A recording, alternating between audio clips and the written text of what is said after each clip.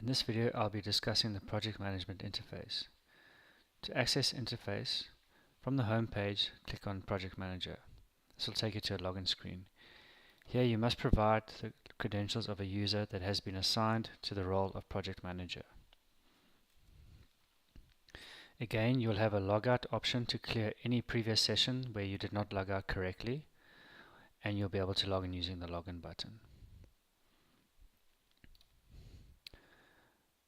Once logged in, you'll be taken to the project management interface. From the navigation bar, you'll see that you'll be able to go home, which will return you to the home page without logging out. Refresh projects, which will keep the interface and the application server synced. Create project, where you can create a new project. Update your user's password.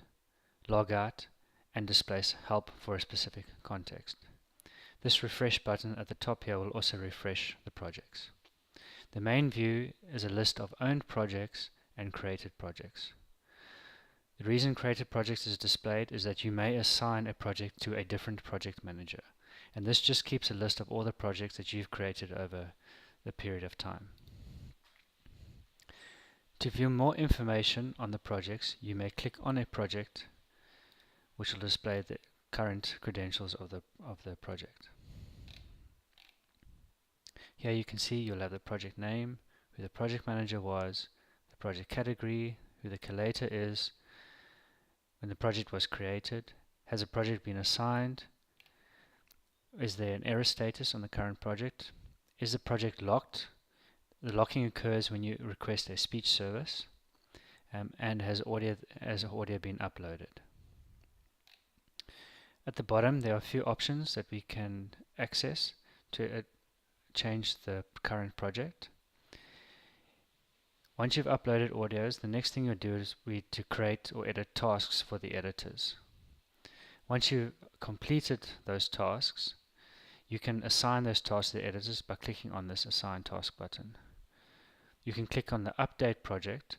So once the project has been assigned, you can only update the project manager, the category, and who the collator is. And you do this by changing it and clicking on the Update Project. Next, you can delete the project by clicking on the Delete Project button. If an error has occurred, which will be displayed at Project Error Status, you can clear this error by clicking on Clear Project Error. You need to clear the error before accessing any part of the project. Next is the Unlock Project. You can click on the Unlock Project if you've requested a speech service, which will lock the project and you'll not be able to access. If you click on Unlock Project, it will cancel the speech job and you'll be able to access the project. From this interface, you can also click on the Go Back, which will return you to the project list. So in a normal flow,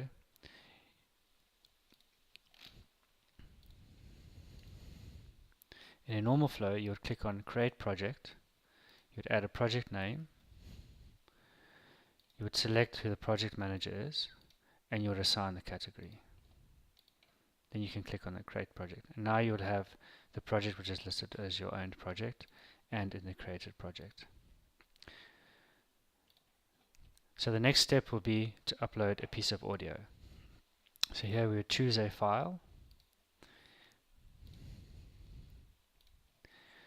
The only audio that is currently supported is the OGG Vorbis audio file. It has to be single channel and 16 kHz sampled. Once a file has been uploaded, you'll see that the audio duration has been displayed. Next, you need to create tasks for the editors. You do this by clicking on Create Edit Tasks.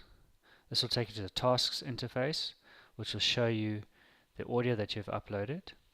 You can play this audio by clicking on the play button, pausing and stopping. You can adjust the volume. You can zoom into the audio or zoom out.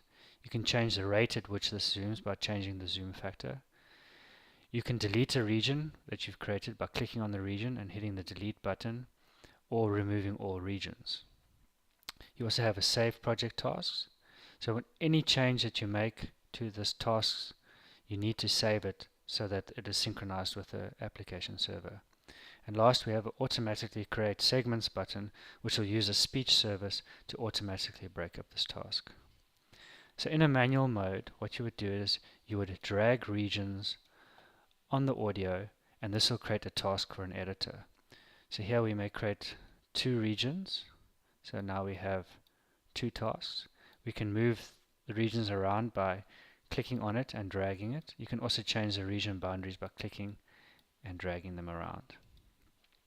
So for this task, what we need to do for task 0, we need to select who the editor will be. We need to select the language that is spoken, and we need to provide a speaker name.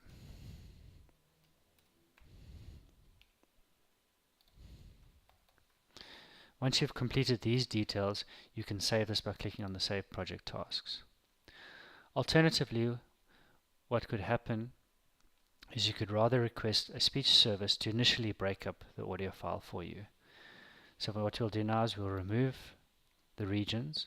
We do need to save this because we have made a change to the tasks, and then we'll request a speech service to break up the audio.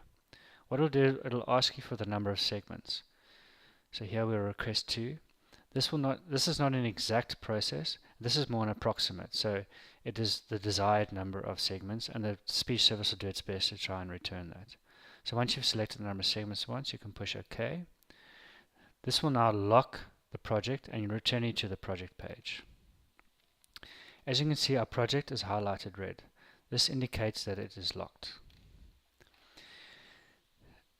At this stage, you need to refresh the projects by clicking on the Refresh Project page to see if the job is completed, because the interface and the application server are out of sync.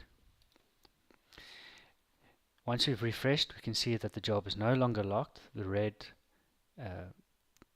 boundaries have been removed.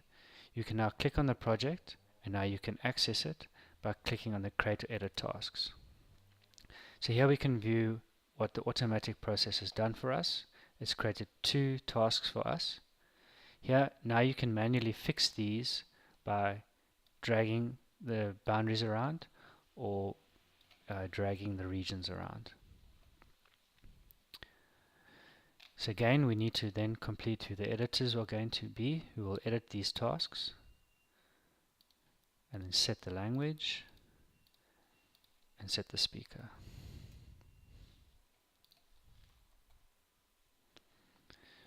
And again, saving this information.